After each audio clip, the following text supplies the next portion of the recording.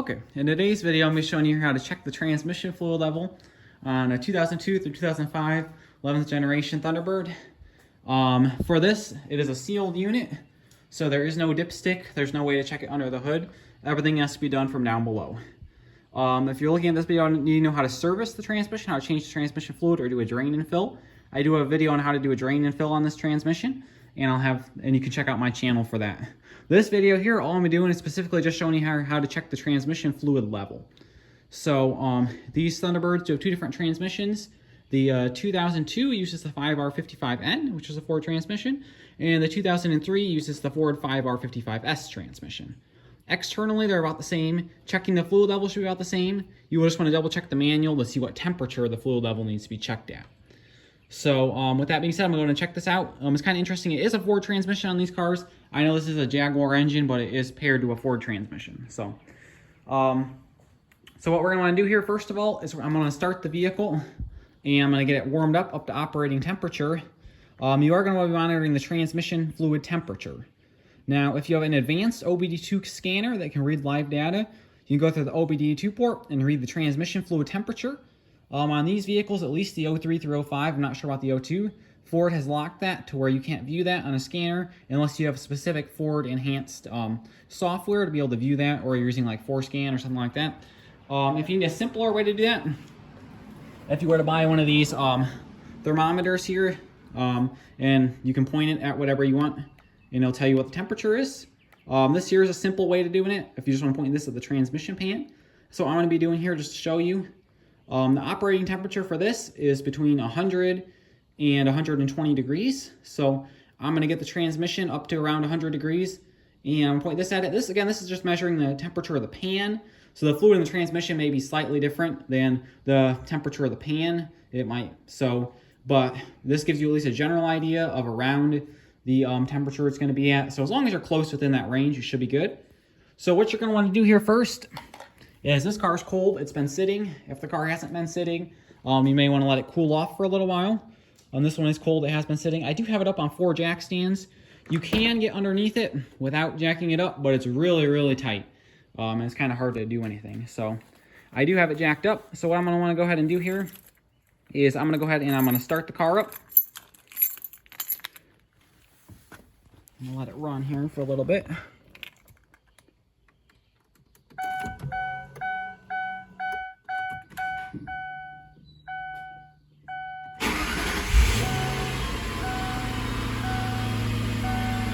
So now I've got the engine running here, and I'm just gonna let the engine idle here for about a minute, and then I'll come back and I'll tell you what to do next here.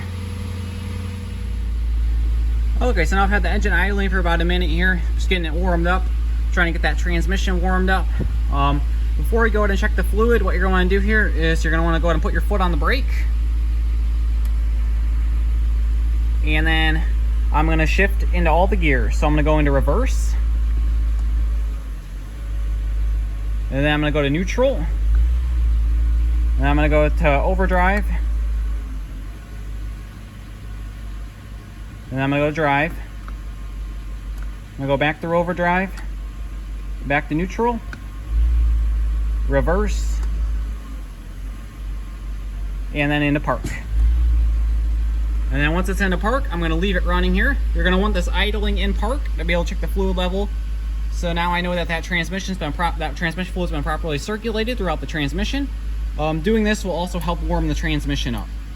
So now that I know the transmission is getting warmer, I want to come down here. I want to check the temperature of the transmission. So before you go and check the fluid, you want to make sure it's at the right temperature. Again, between 100 and 120 degrees. So I'm going to come down here with my thermometer.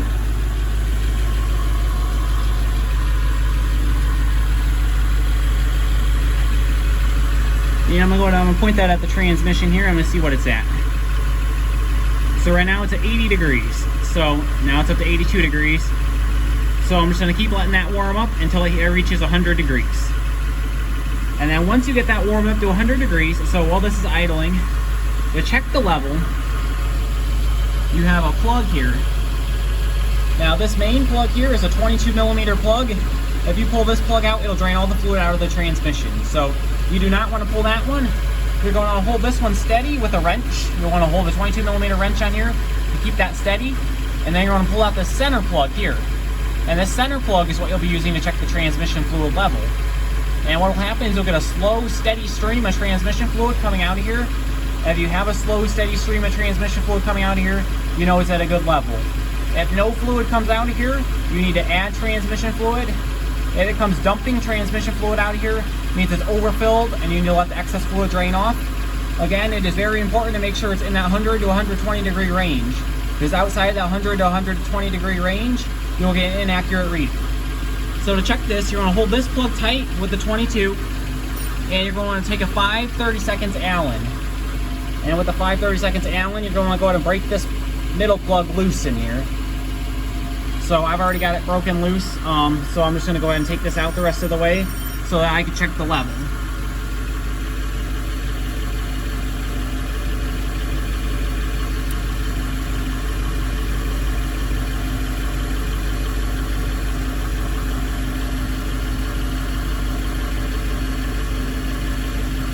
So I'm going to start spinning that out. I'm not going to spin it all the way out yet.